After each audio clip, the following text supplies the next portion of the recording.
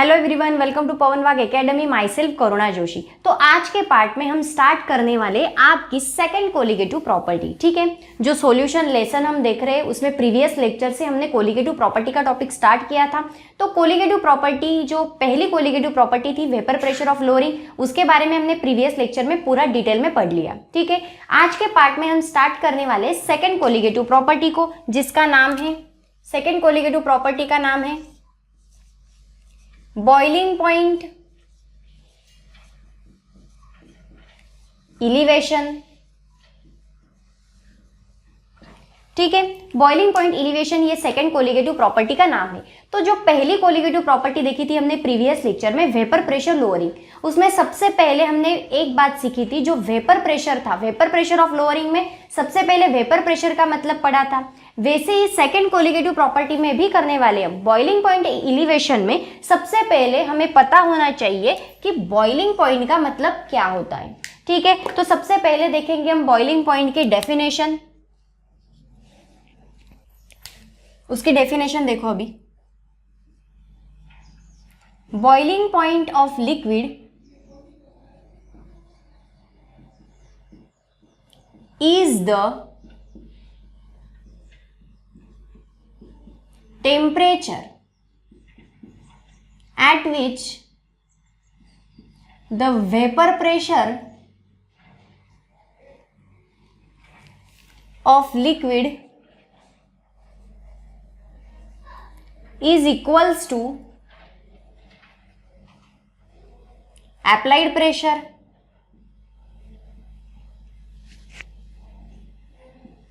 ठीक है, applied pressure को ही आप एटमॉस्फेरिक प्रेशर भी बोल सकते हो। ठीक है, इसी अप्लाइड प्रेशर को हम एटमॉस्फेरिक प्रेशर भी बोल सकते हैं। ठीक है, एटमॉस्फेरिक प्रेशर बोलो या अप्लाइड प्रेशर बोलो, सिमिलर बात है। ठीक है, तो यहाँ पे हमने बॉइलिंग पॉइंट की डेफिनेशन लिख ली। Boiling point of liquid is the temperature at the vapour pressure of liquid is equals to the applied pressure. ठीक है, अभी डायग्रामेटिकली समझते हैं ताकि डेफिनेशन जल्दी से समझ में आ जाए। ठीक है, बॉइलिंग पॉइंट जो होता है, बॉइलिंग पॉइंट का मतलब ही होता है, मान लो हमने लैब में प्रैक्टिकल कर रहे, वहां पे हमने बीकर लिया। ठीक है, बीकर में ये लिक्विड फिलअप किया है। ठीक है, यहां पे लिया है हमने बीकर में लिक्विड को। ठीक है, ये है लिक्विड। देन अभी देखो क्या होता है, ये है लिक्विड, बीकर में हमने लिक्विड को लिया है। अगर हम इस लिक्विड को हीट देंगे, जब हम इस लिक्विड को हीट देंगे तब क्या होने वाला है, यहाँ पे वेपर्स जनरेट होंगे। ठीक है, जब हम इस लिक्विड को हीट देंगे तो यहाँ पे वेपर्स जनरेट होने वाले। ठीक है, वेपर्स जनरेट होंगे। देन अभी देखो, जो अप्लाइड प्रेशर की हम बात कर रहे हैं, एटमॉस्फेयर का प्रेशर। ठीक है, लिक्विड के प्रेशर की बात नहीं हो रही है, अंदर वाले लिक्विड के प्रेशर की बात नहीं हो रही, एटमॉस्फेयर के प्रेशर की बात हो रही है। अगर एटमॉस्फेरिक प्रेशर है आपका 5 atm, ठीक है, मान लो ऐसा कि 5 atm एटमॉस्फेरिक प्रेशर है आपका, और जब हमने ये जो बीकर में जो लिक्विड लिया है, इसको जो हीट दे रहे हैं, हम बॉइल कर रहे हैं, तो ये वाले लिक्विड भी वेपर्स जनरेट करेंगे। तो ऐसे करते करते वेपर जनरेट होंगे और होंगे और होंगे, ऐसे करते करते ये वाला जो प्रेशर था आपका लिक्विड का, वो प्रेशर भी आ जाएगा 5 atm तक। ठीक है, जो लिक्विड वाला प्रेशर था, लिक्विड में जो वेपर्स जनरेट हो रहे, तो उन वेपर्स का जो प्रेशर था, मतलब जो वेपर प्रेशर था लिक्विड का, वो भी धीरे धीरे करते आ जाएगा 5 atm तक। मतलब एटमॉस्फेयर प्रेशर जितना था उतना ही लिक्विड का प्रेशर भी आ जाएगा, इक्वल हो जाएगा। ठीक है, 5 atm ये वाला था आपका atmospheric pressure.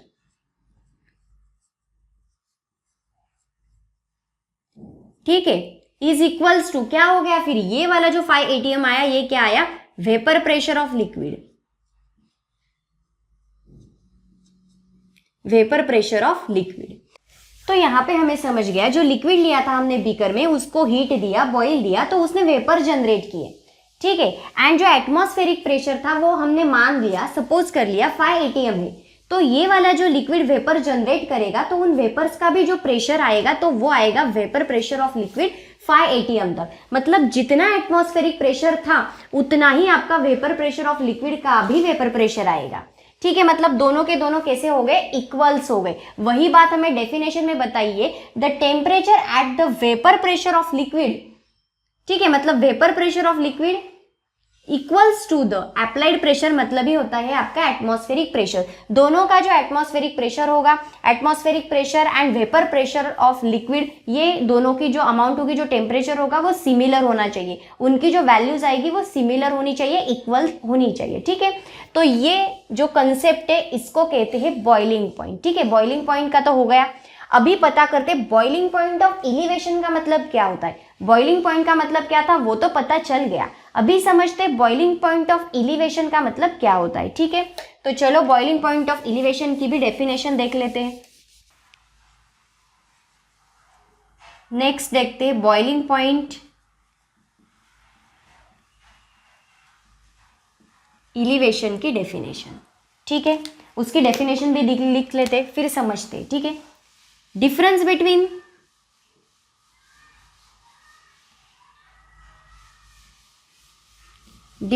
between the boiling point of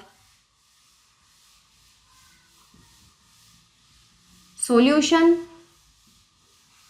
and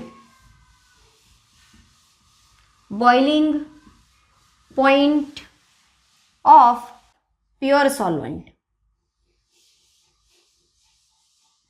ठीक है, is known as boiling point of elevation. Boiling point के डेफिनेशन में पढ़ा हमने डिफरेंस बिटवीन, ठीक है, किस किस में डिफरेंस होता है, boiling point of solution and boiling point of pure solvent.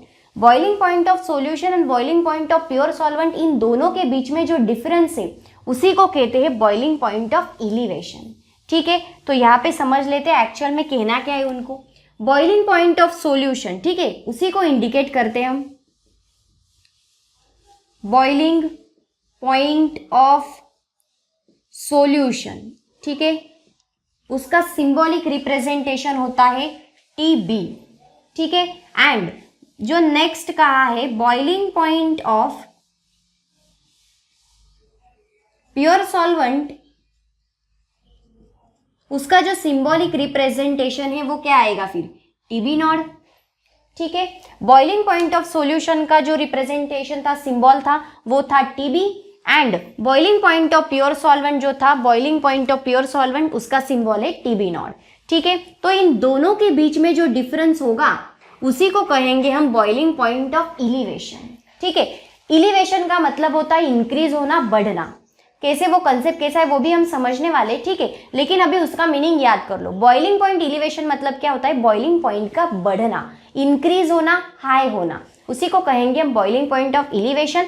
And उसकी जो डेफिनेशन है वो कह रही है कि difference between boiling point of solution and boiling point of pure solvent, इन दोनों के बीच में जो डिफरेंस होता है उसी को कहते हैं बॉइलिंग पॉइंट एलिवेशन। ठीक है, boiling point of solution represent करते हैं TB से, and boiling point of pure solvent indicate करते, रिप्रेजेंट करते TB0 से। ठीक है, अभी समझ लेते कि कंसेप्ट एक्चुअल में हो क्या रहा है। एलिवेशन हो रहा है बॉइलिंग पॉइंट का, बॉइलिंग पॉइंट बढ़ रहा है, इसका मतलब क्या है वो समझ लेते। ठीक है, यहाँ पे मेंशन किया है हमने बॉइलिंग पॉइंट ऑफ सॉल्यूशन को, तो यहाँ पे क्या करेंगे हम, 2 बीकर्स लेंगे। ठीक है, यहाँ पे एक बीकर ले लिया, यहाँ पे भी एक बीकर ले लिया। सबसे पहले वाला जो बीकर है लिक्विड फिलअप करेंगे। ठीक है, यहाँ पे लिक्विड फिलअप कर ली हमने। सिमिलरली इस वाले बीकर में भी क्या करना है, लिक्विड को फिलअप कर दो। यहाँ पे भी हमने लिक्विड को फिलअप कर दिया है। ठीक है, जो पहला वाला लिक्विड है यहाँ पे आपको, ठीक है, ये है लिक्विड। इस वाले लिक्विड को आप प्योर सॉल्वेंट भी बोल सकते हो। ठीक है, लिक्विड बोलो या प्योर सॉल्वेंट बोलो। इस वाला लिक्विड जो है इसको भी आप लिक्विड बोलो या प्योर सॉल्वेंट बोलो। ठीक है, सिमिलर बात है। नेक्स्ट देखो अभी क्या करना है, जो ये वाला बीकर है इसमें सिर्फ आपका प्योर सॉल्वेंट ही प्रेजेंट रहेगा। ठीक है, ये वाला जो बीकर है यहाँ पे सिर्फ आपका प्योर सॉल्वेंट ही प्रेजेंट रहेगा, मतलब सिर्फ लिक्विड प्रेजेंट है यहाँ पे। यहाँ पे क्या होगा पता है, यहाँ पे एडिशन होगी, डिसॉल्व होगा। क्या डिसॉल्व होगा वो देखो, यहाँ पे आपका नॉन वोलेटाइल सोल्यूट भी डिसॉल्व होने वाला है। नॉन वोलेटाइल जो सोल्यूट है वो डिसॉल्व होगा लिक्विड में, मतलब ही प्योर सॉल्वेंट में। नॉन वोलेटाइल सोल्यूट डिजोल्व हो गया सॉल्वेंट में, मतलब सोल्यूट एंड सॉल्वेंट की मिक्सिंग हो गई, इसका मतलब वहां पे क्या प्रिपेयर हुआ है, सॉल्यूशन प्रिपेयर हुआ है।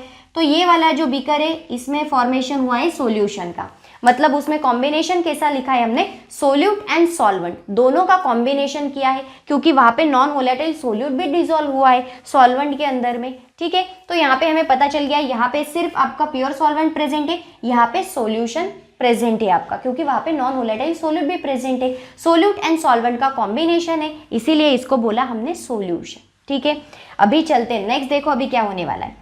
अगर हम एटमॉस्फेरिक प्रेशर की बात करें, ठीक है, अभी देखा था हमने बॉइलिंग पॉइंट जब समझ रहे थे, अगर हम एटमॉस्फेरिक के प्रेशर की बात करेंगे तो यहाँ पे लेंगे हम 5 atm। ठीक है, समझ लो भाई कि 5 atm प्रेशर है आपका एटमॉस्फेयर का।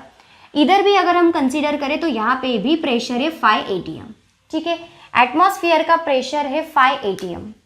अभी देखो क्या होगा, ये वाला जो प्योर सॉल्वेंट है, मतलब जो लिक्विड है, इसको हम हीटिंग स्टार्ट करेंगे, हीट देंगे। ठीक है, हीट देनी स्टार्ट हो गई। इस वाले लिक्विड को जब आप हीट दोगे तो ये क्या करेगा, वेपर प्रेशर जनरेट कर रहा है, यहां से वेपर प्रेशर जनरेट होंगे, वेपर्स जनरेट हो रही है। ठीक है, जब हमने इस वाले प्योर सॉल्वेंट को मतलब लिक्विड को हीटिंग करना स्टार्ट किया, बॉइलिंग करना स्टार्ट किया, तब इस वाले लिक्विड के वेपर जनरेट होने स्टार्ट हो गए, वेपर्स जनरेट होने लगे। ठीक है, यहाँ पे भी क्या होगा सॉल्यूशन में, सिमिलरली इस सॉल्यूशन को भी करेंगे आप हीटिंग, इस सॉल्यूशन को भी देंगे आप बॉईल करेंगे। ठीक है, हीट करनी स्टार्ट हो गई, देन यहाँ पे भी क्या हुआ, यहाँ पे भी आपके वेपर जनरेट होने स्टार्ट हो गए। ठीक है, वेपर्स जनरेट होने स्टार्ट हो गए। देन नेक्स्ट क्या होगा वो देखो, ये वाला जो प्योर सॉल्वेंट है, इसमें सिर्फ प्योर सॉल्वेंट प्रेजेंट था, कुछ और लिक्विड प्रेजेंट नहीं है, एक ही लिक्विड वहां पे प्रेजेंट है, सिमिलर लिक्विड प्रेजेंट है, मतलब उसके वेपर्स भी बहुत सारे जनरेट हो रहे और उन वेपर्स का प्रेशर भी बहुत जनरेट होने लगा है लिक्विड के ऊपर, वेपर्स बहुत जनरेट होने लगे हैं, इन वेपर्स का जो प्रेशर था लिक्विड के ऊपर वो भी बढ़ने लगा है। तो इस वाले को जो हम हीट देने वाले प्योर सॉल्वेंट को, तो ये जल्दी अटेंड करेगा 5 atm तक, जल्दी पहुंच जाएगा 5 atm तक, मतलब जो आपका एटमॉस्फेरिक प्रेशर था, तो ये वाले लिक्विड का जो वेपर प्रेशर था वो भी जल्दी से जल्दी 5 atm तक पहुंच जाएगा, इक्वल्स हो जाएगा। ठीक है, ये वाला जो एटमॉस्फेरिक प्रेशर था वो इक्वल कर दिया लिक्विड वेपर प्रेशर में। ठीक है, लिक्विड वेपर प्रेशर भी जल्दी पहुंच गया 5 atm तक, मतलब एटमॉस्फेरिक प्रेशर को उसने इक्वल्स कर दिया, जल्दी से जल्दी इक्वल कर दिया।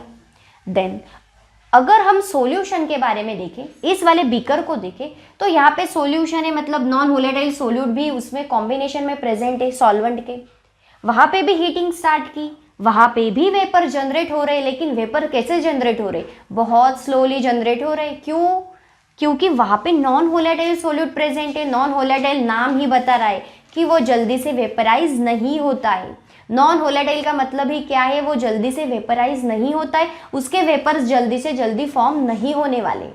इसीलिए यहाँ पे जो हीट देंगे हम, जो बॉईल करेंगे, यहाँ पे बहुत ज़्यादा बॉइलिंग की ज़रूरत पड़ेगी हमें, क्योंकि जब हम बहुत सारा हायर उसको बॉइलिंग पॉइंट देंगे, उसका हायर जो हीटिंग होगी उसको बहुत बढ़ाना पड़ेगा, बॉइलिंग पॉइंट को बहुत बढ़ाना पड़ेगा, तभी आप 5 atm तक पहुंच सकते हो, नहीं तो नहीं।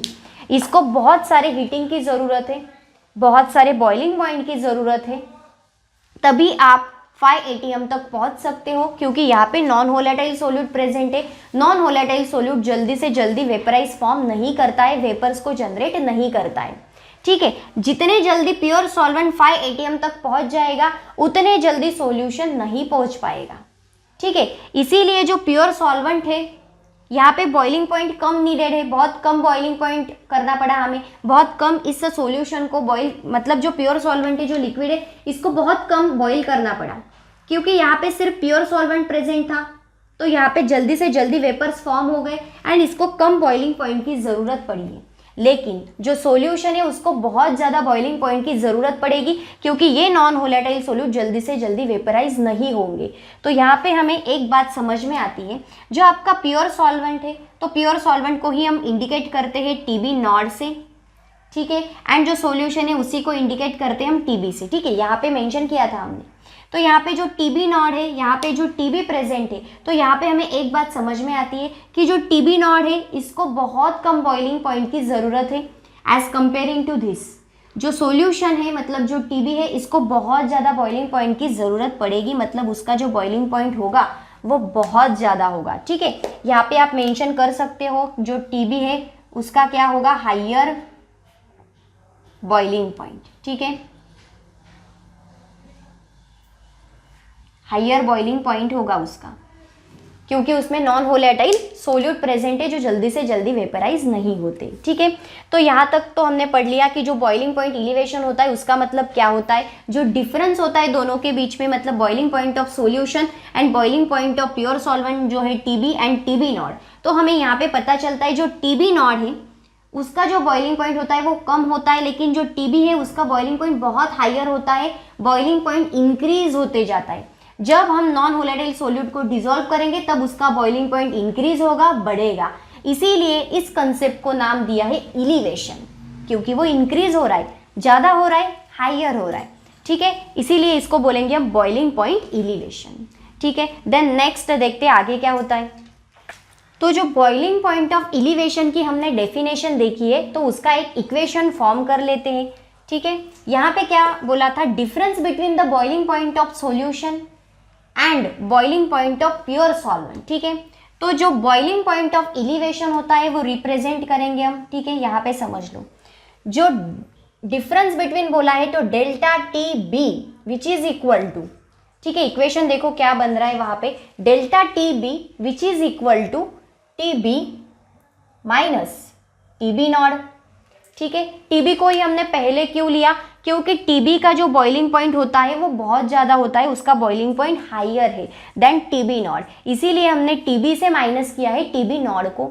एंड जो यहाँ पे टीबी मेंशन किया है हमने डेल्टा टीबी, तो उसी का मतलब होता है, डेल्टा टीबी का मतलब होता है बॉइलिंग पॉइंट इलिवेशन।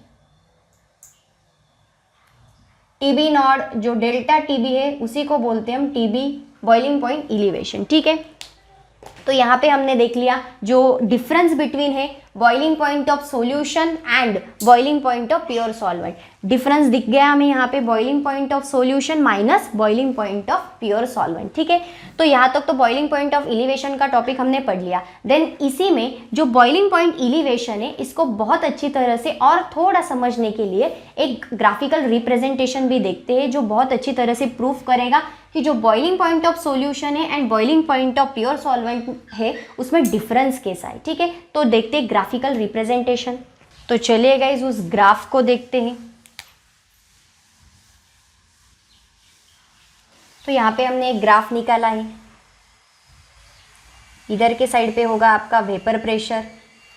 ठीक है, इधर के साइड पे होगा टेम्परेचर, क्योंकि बॉइलिंग पॉइंट में देख रहे हैं ग्राफ। ठीक है, वेपर प्रेशर इधर के साइड पे हो गया टेम्परेचर। ठीक है, वेपर प्रेशर होगा आपका इधर 1 atm 1 एटमॉस्फेरिक प्रेशर। ठीक है, देन अभी देखो नेक्स्ट क्या होगा इधर,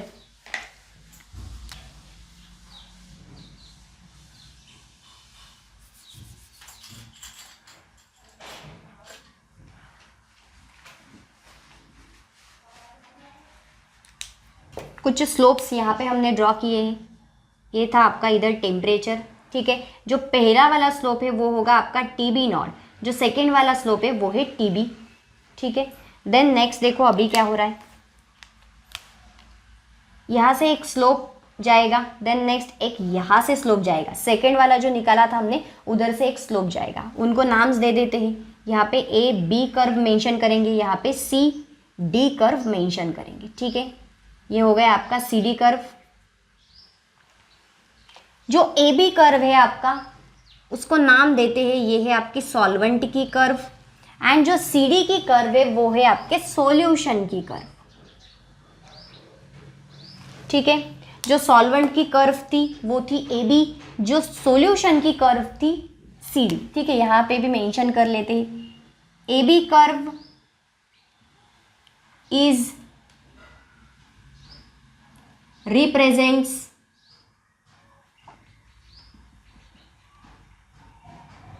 बॉइलिंग पॉइंट ऑफ, किसका बॉइलिंग पॉइंट था, ए बी मतलब प्योर सॉल्वेंट का, एंड जो सी डी कर्व है वो देखो अभी, सी डी कर्व जो है वो किसका बॉइलिंग पॉइंट है, C D curve is represents boiling point of solution। ठीक है, तो यहाँ पे ग्राफ में आपको क्लियरली दिख रहा होगा, जो ग्राफ हमने प्लॉट किया है उसमें क्लियरली नजर आ रहा होगा, जो टीबी नॉड है मतलब जो सॉल्वेंट है, ठीक है, ये है टीबी नॉड। ठीक है, यहाँ से ये वाला जो स्लोप है ये ऐसा जा रहा है, तो ये जो आपकी टीबी नॉड का स्लोप है मतलब इस सॉल्वेंट का जो बॉइलिंग पॉइंट है वो कम है as comparing to the TB. TB का बॉइलिंग पॉइंट ज़्यादा है, वो क्लियरली आपको यहाँ से नजर आएगा। ठीक है, सॉल्वेंट का बॉइलिंग पॉइंट इतना ही था, लेकिन जो सॉल्यूशन का बॉइलिंग पॉइंट है वो बढ़ गया है, हाइयर हो गया उसका बॉइलिंग पॉइंट। ठीक है, तो यहाँ पे हम मेंशन कर सकते हैं, so it is clearly from graph that the boiling point of TB मतलब इस सॉल्यूशन, ठीक है, is higher than TB not मतलब ही प्योर सॉल्वेंट। ग्राफ से भी हमें क्लियरली पता चल गया, जो TB नॉट था मतलब ही जो सॉल्वेंट का बॉइलिंग पॉइंट था उससे कई ज़्यादा है आपका TB मतलब ही बॉइलिंग पॉइंट ऑफ सॉल्यूशन। तो बॉइलिंग पॉइंट सॉल्यूशन ज़्यादा है देन प्योर सॉल्वेंट से। देन इन दोनों के बीच में जो डिफरेंस प्रेजेंट है, यहाँ पे इन दोनों के बीच में मतलब TB नॉट एंड TB के बीच में जो डिफरेंस है उसी को कहते हैं TB नॉट, डेल्टा TB। ठीक है, जो TB नॉट है एंड जो TB है, इन दोनों के बीच में जो डिफरेंस प्रेजेंट है उसी को कहते हैं delta TB।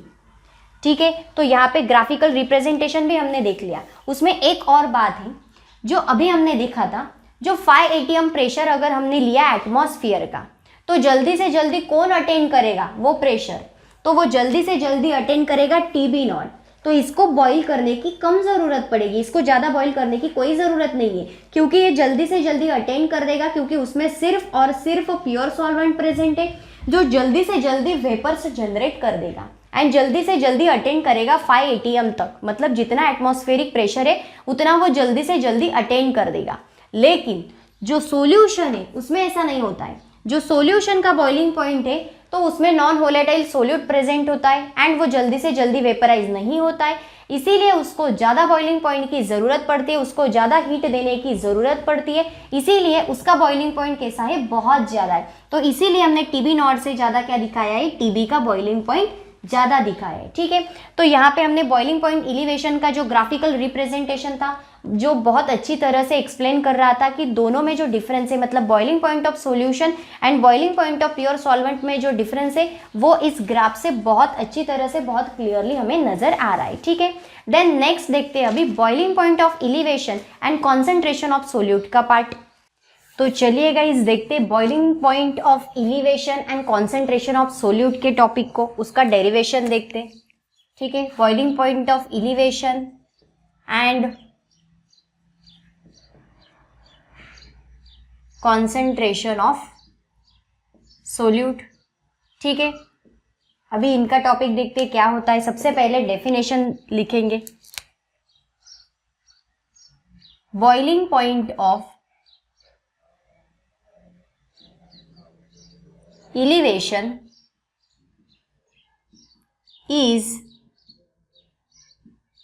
directly proportional to the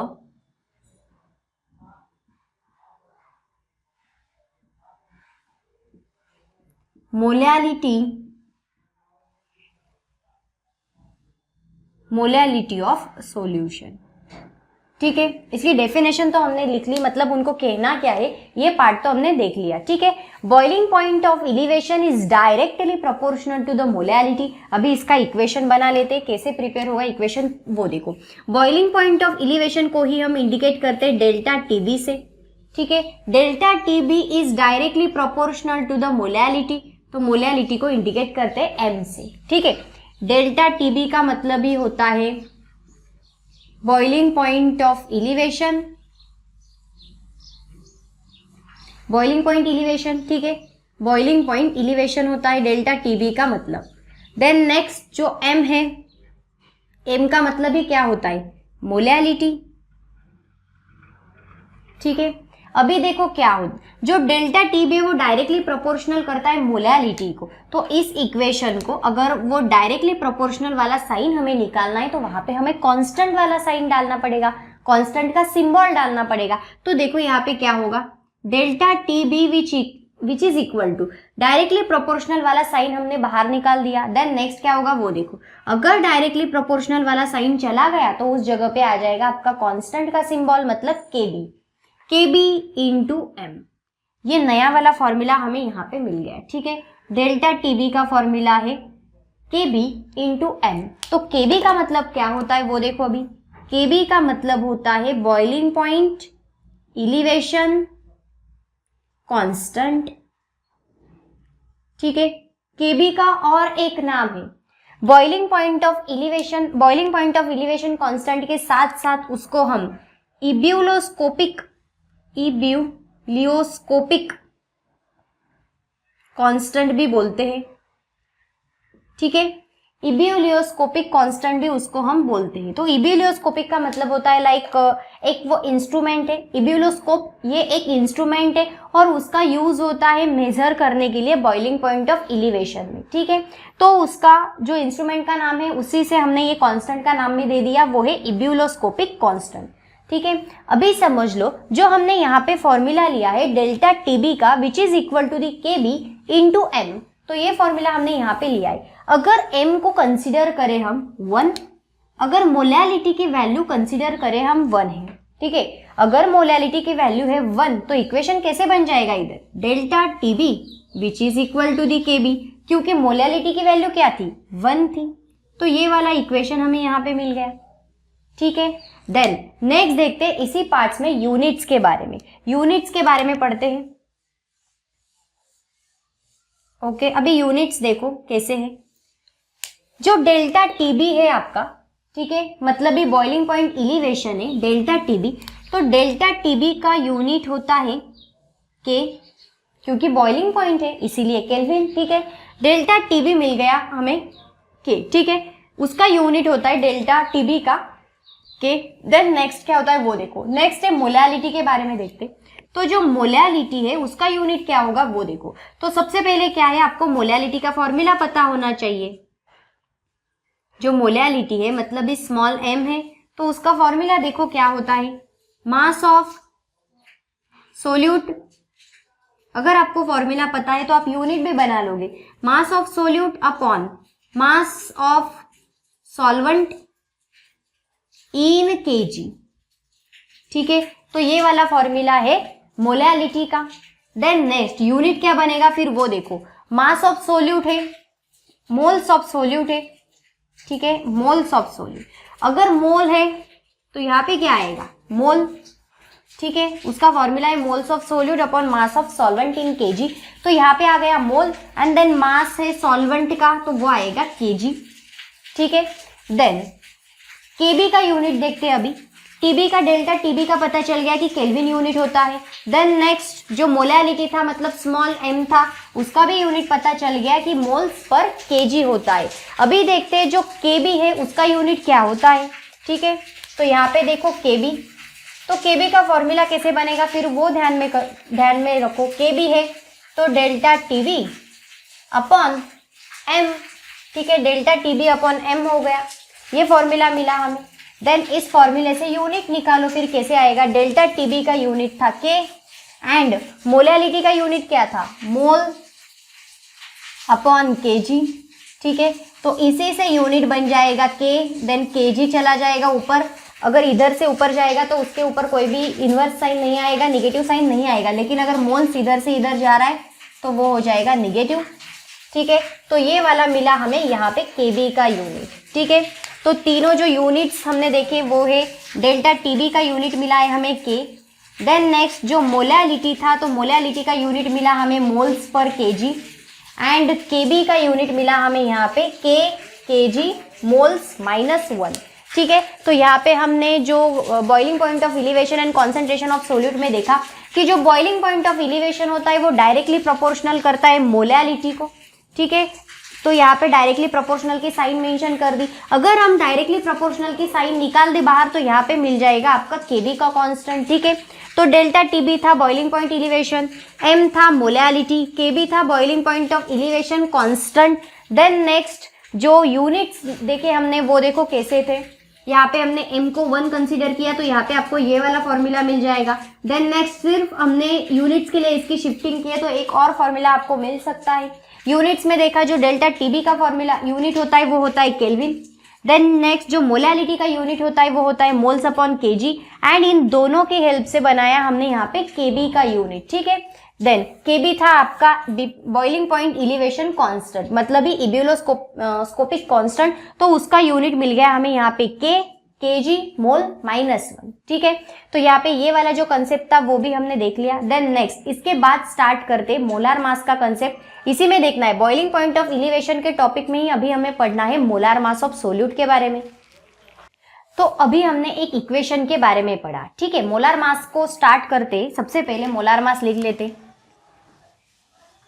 अभी डिस्कस करना है हमें मोलार मास ऑफ सोल्यूट का topic in boiling point of elevation, ठीक है। तो अभी एक इक्वेशन के बारे में पढ़ा हमने, लाइक जो डेल्टा टीबी की वैल्यू थी, ठीक है, कॉन्सेंट्रेशन ऑफ सोल्यूट के टॉपिक में अभी हमने ये वाला इक्वेशन देखा, delta TB which is equal to the KB constant था इनटू मोलैलिटी, ठीक है।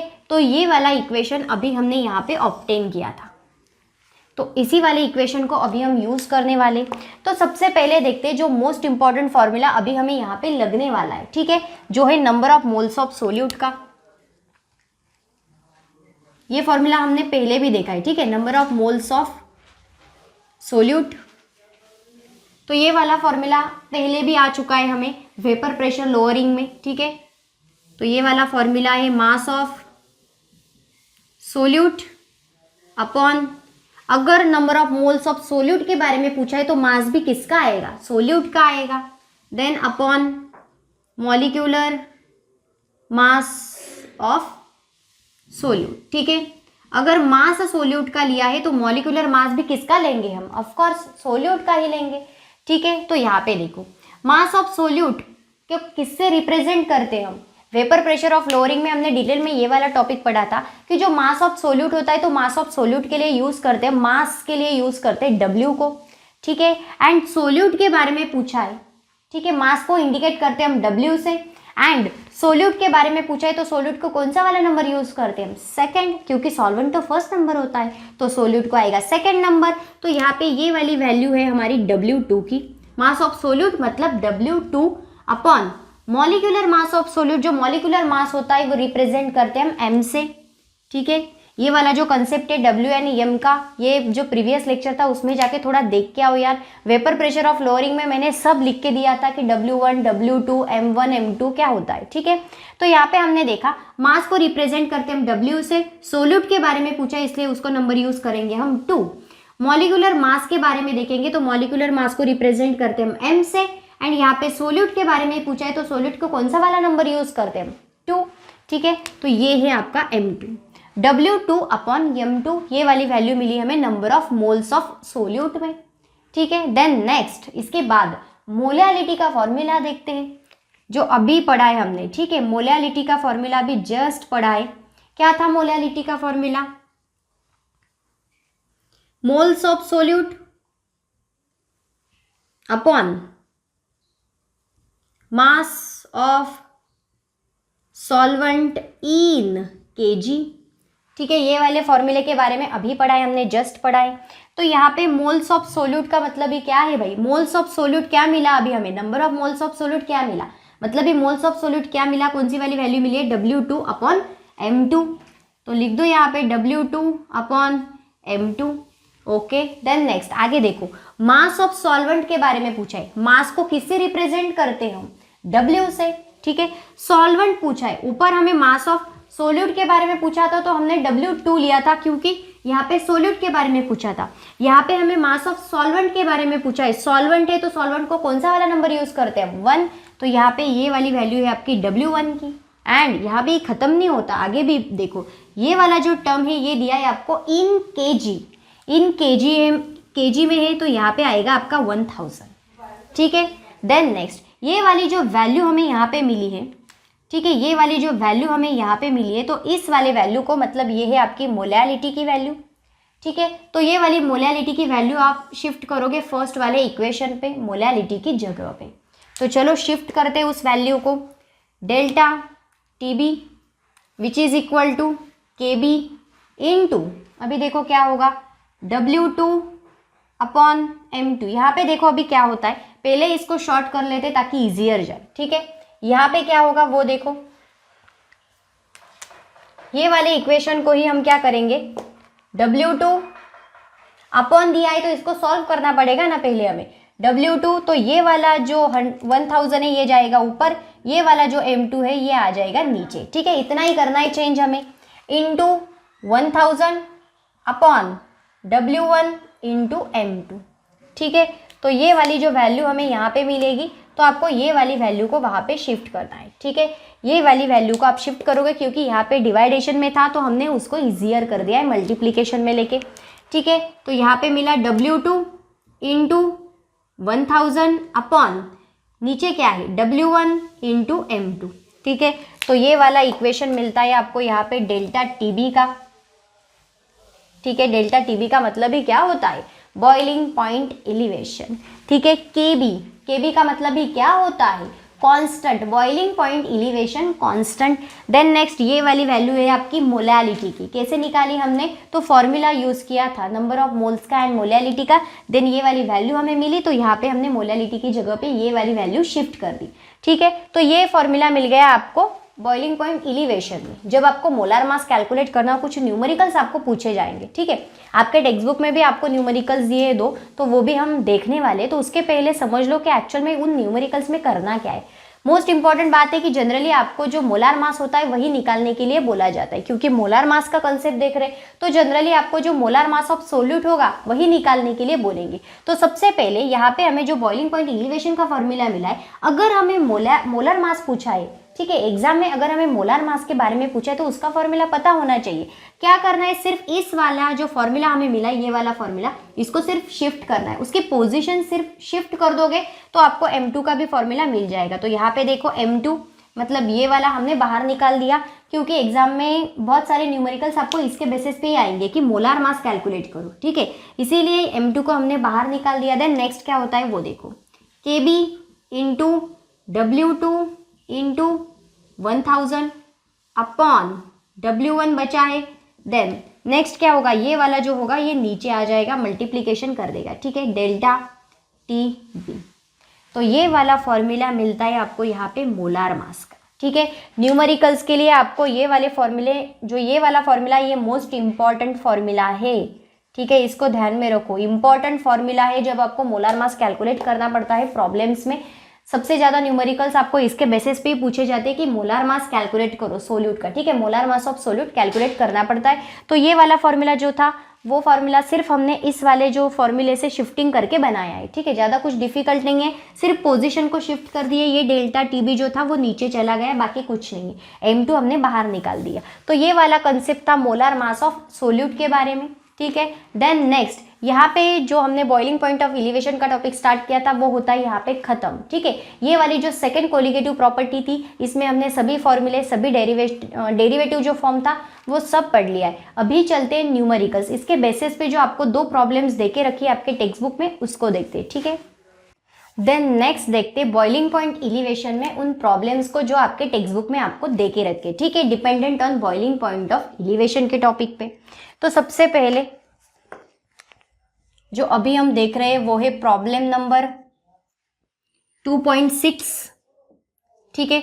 इसमें सबसे पहले लिखेंगे हम गिवन, ठीक है, क्या क्या देके रखा है। अगर गिवन लिख लिया तो इजियर जाता है समझने के लिए, ठीक है।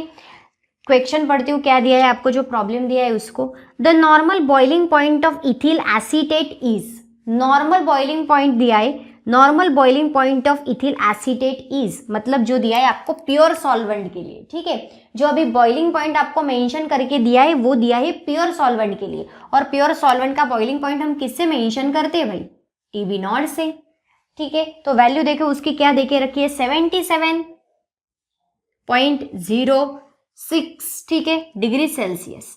आगे पढ़ते हो क्वेश्चन क्या है। A solution of 50 gram of non volatile solute, gram दिया है मतलब ये मास दिया है आपको। मास को किससे रिप्रेजेंट करते हैं हम, W से रिप्रेजेंट करते। तो यहाँ पे W तो पता चल गया हमें कि W की वैल्यू है क्योंकि ग्राम में दिया है, ठीक है। स्पेसिफिकली आपको वहां पे मेंशन नहीं किया होगा कि ये मास दिया है, आपको पहचानना पड़ता है। तो वहां पे ग्राम दिया है, इसका मतलब वो आपको मास दिया है और मास को रिप्रेजेंट करते हैं हम W से।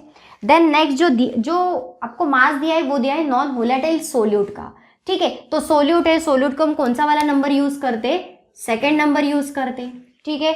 तो देखो उसकी वैल्यू क्या दी है 50 ग्राम, ठीक है। नेक्स्ट 50 ग्राम तो हो गया non volatile solute in 150 gram of ethyl acetate. जो सेकेंड वाला ग्राम दिया है, सेकेंड वाला मास दिया है तो वो है आपका W1। सॉल्वेंट का मास दिया है 150 ग्राम, ठीक है। Then next boil at 84.27 degree Celsius, तो वो दिया है आपको बॉइलिंग पॉइंट, ठीक है। Boiling point of solution mention करके दिया है 84.27 डिग्री सेल्सियस, ठीक है। Next evaluate the molar mass of solute, evaluate करना है मतलब फाइंड आउट करना है M2। Molar mass of solute बोला है, मोलर मास का मतलब होता है मॉलिक्यूलर मास, और मॉलिक्यूलर मास रिप्रेजेंट करते हम M से, एंड सोल्यूट के बारे में पूछा है इसलिए हमने यहाँ पे रिप्रेजेंट किया M2। तो कैलकुलेट करना है आपको M2 की वैल्यू, ठीक है। Then Kb for ethyl acetate, Kb की भी वैल्यू आपको देके रखी है, Kb which is equal to the, Kb की वैल्यू देखो क्या दी है 2.77 डिग्री सेल्सियस Kg पर मोल इनवर्स, ठीक है। तो यहाँ पे गिवन पता चल गया, फाइंड आउट करना है आपको M2, ठीक है। तो सबसे पहले आपको फॉर्मूला पता होना चाहिए, तो चलिए फॉर्मूला लिखते। क्या था फॉर्मूला, M2 का फॉर्मूला, डायरेक्टली M2 का फॉर्मूला शिफ्ट करते, ठीक है। अभी देखा है क्योंकि हमने सबसे पहले बॉइलिंग पॉइंट एलिवेशन का फॉर्मूला देखा था, उसी से हमने M2 का फॉर्मूला बनाया था, ठीक है। मोलर मास ऑफ सोल्यूट का फॉर्मूला बनाया था, तो वही फॉर्मूला हम यहाँ पे मेंशन करते, ठीक है।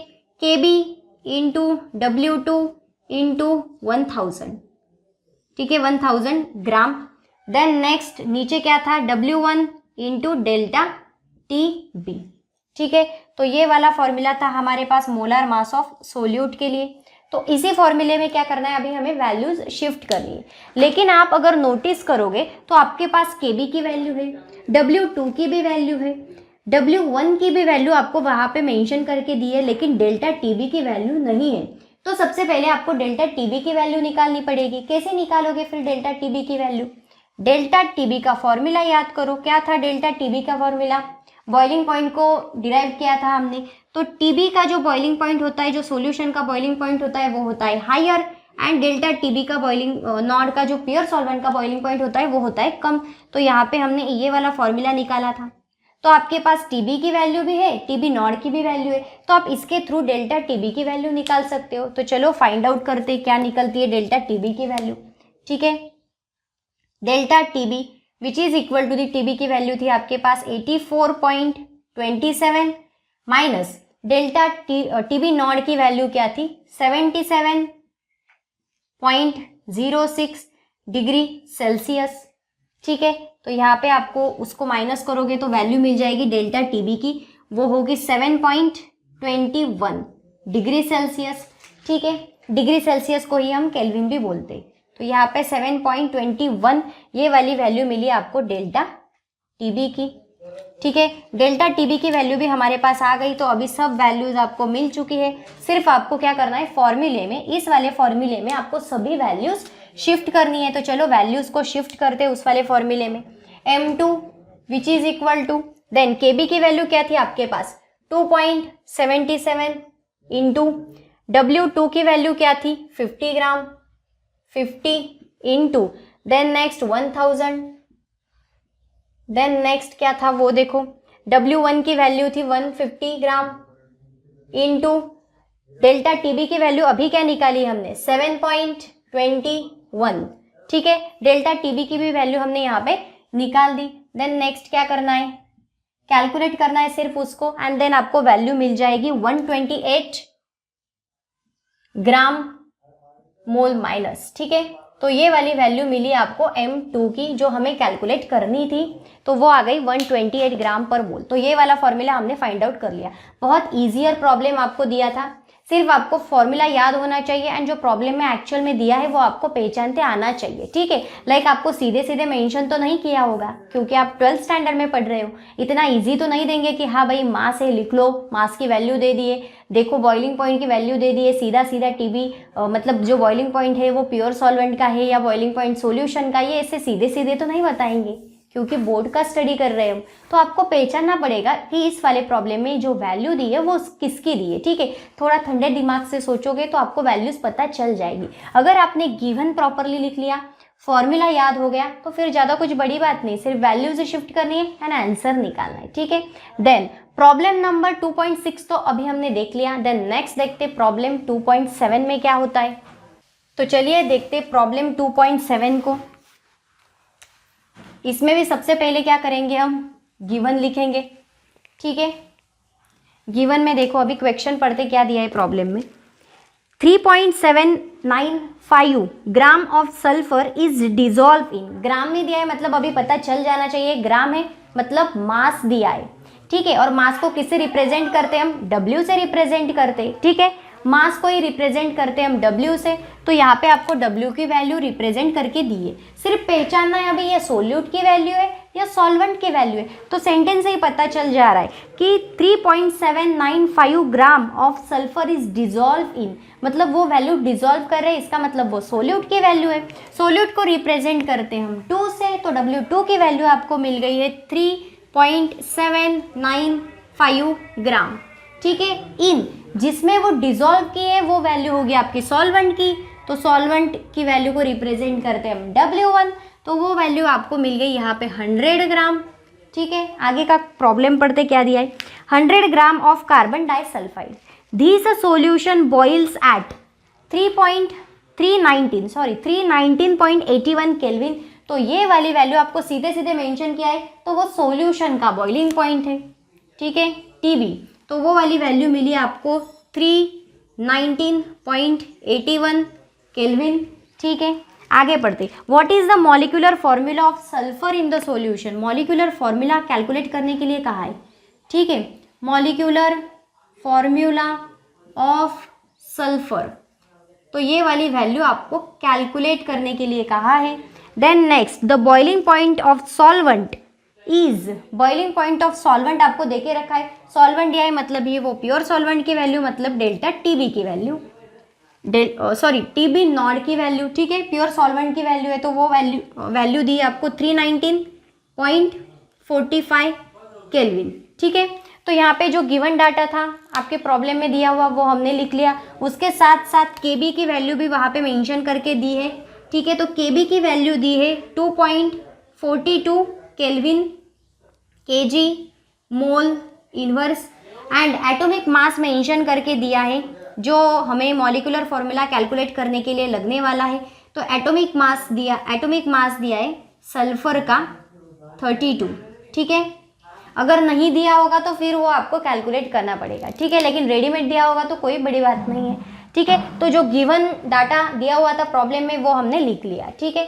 देन नेक्स्ट फॉर्मूला, तो चलिए फॉर्मूले को लिखते हैं। M2 मतलब मोलर मास ऑफ सोल्यूट का फॉर्मूला जो अभी हमने प्रीवियस प्रॉब्लम में भी लिखा, तो वो फॉर्मूला हम लिखते हैं KB into W2 into 1000 upon W1 into then next delta TB, ठीक है। तो ये वाला फॉर्मूला मोस्ट इंपॉर्टेंट फॉर्मूला है मोलर मास ऑफ सोल्यूट के लिए, तो ये वाला फॉर्मूला हमने यहाँ पे रिटर्न कर लिया। अभी यहाँ पे भी नोटिस करोगे तो यहाँ पे भी आपको डेल्टा TB का फॉर्मूला रेडीमेड नहीं मिलेगा, मतलब उसकी जो वैल्यू होगी वो रेडीमेड नहीं दी होगी, वो आपको निकालनी पड़ेगी, ठीक है। तो अभी देखा हमने डेल्टा TB की वैल्यू को कैसे कैलकुलेट कर रहे थे हम, delta TB which is equal to the TB minus TB not, ठीक है, डेल्टा TB।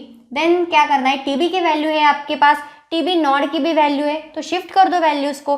TB की वैल्यू थी आपके पास 319.81 केल्विन माइनस TB नॉट की वैल्यू क्या थी 319.45 केल्विन, ठीक है, डेल्टा TB। तो यहाँ पे आप कैलकुलेट माइनस करोगे डेल्टा TB की वैल्यू से, डेल्टा TB की वैल्यू से आप माइनस करोगे TB नॉट, ठीक है। तो वहाँ पे आपको डेल्टा TB की वैल्यू मिल जाएगी, तो वो वैल्यू मिलेगी आपको वहाँ पे 0.36, ठीक है, 0.36 केल्विन, तो ये वाली वैल्यू मिल गई आपको वहाँ पे डेल्टा टीबी की। देन नेक्स्ट क्या करना है, वैल्यू को शिफ्ट करना है। डेल्टा टीबी की वैल्यू आपको वहाँ पे मिल गई अभी, फिर क्या करना है, वैल्यूज़ को शिफ्ट करो। तो इस वाले फॉर्मूले में अभी हम क्या करने वाले, वैल्यूज़ को शिफ्ट करने वाले, ठीक है। m2 which is equal to, तो यहाँ पे वैल्यूज़ देखो, जो kb की वैल्यू है वो दी है आपको यहाँ पे 2.42 इंटू, उसके बाद W2 की वैल्यू दी आपको यहाँ पे 3.795 into 1000 upon, then next W1 की वैल्यू दी है आपको यहाँ पे 100 इंटू डेल्टा टीबी की वैल्यू आपने निकाली है 0.36, ठीक है। इसको आप कैलकुलेट करोगे तब आपको वैल्यू मिल जाएगी वहाँ पे 2.255.10, ठीक है, ग्राम मोल माइनस। तो ये वाली वैल्यू आपको यहाँ पे मिल गई कैलकुलेट करके, ये इक्वेशन m2 की वैल्यू मिल गई 255.10 ग्राम मोल इनवर्स, ठीक है। तो ये वाली वैल्यू तो अभी हमें मिल गई, लेकिन कैलकुलेट क्या करना था भाई, हमें m2 के साथ साथ आपको मॉलिक्यूलर फॉर्मूला ऑफ सल्फर भी निकालना है।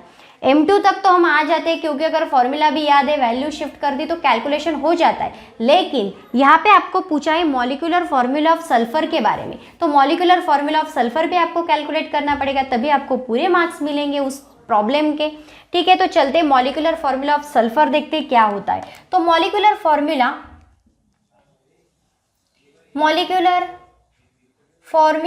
ऑफ सल्फर, तो मॉलिक्यूलर फॉर्मूला निकालने के लिए हमारे पास एक फॉर्मूला होता है, तो वो फॉर्मूला देखते क्या है,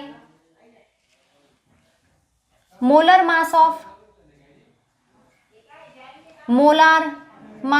of sulphur upon atomic mass of sulphur, ठीक है। सल्फर का मॉलिक्यूलर मास निकालना है तो मोलर मास लिया हमने सल्फर का, अपॉन एटॉमिक मास भी लिया हमने सल्फर का, ठीक है। तो मोलर मास की वैल्यू तो अभी हमने निकाली है। मोलर मास की वैल्यू क्या मिली आपको, मोलर मास ऑफ सोल्यूट की वैल्यू क्या m2 था, तो मोलर मास ऑफ सोल्यूट बोलेंगे उसको, या मोलर मास ऑफ सल्फर बोलो डायरेक्टली, तो वो वैल्यू मिली हमें यहाँ पे 255.10 upon atomic mass of sulphur की वैल्यू जो दी थी आपको प्रॉब्लम में, वो देखो, तो जो atomic mass of sulphur mention करके दिया था तो उसकी वैल्यू थी 32, तो यहाँ पे इसको कैलकुलेट करोगे तो आपको 8 नंबर मिल जाएगा, ठीक है।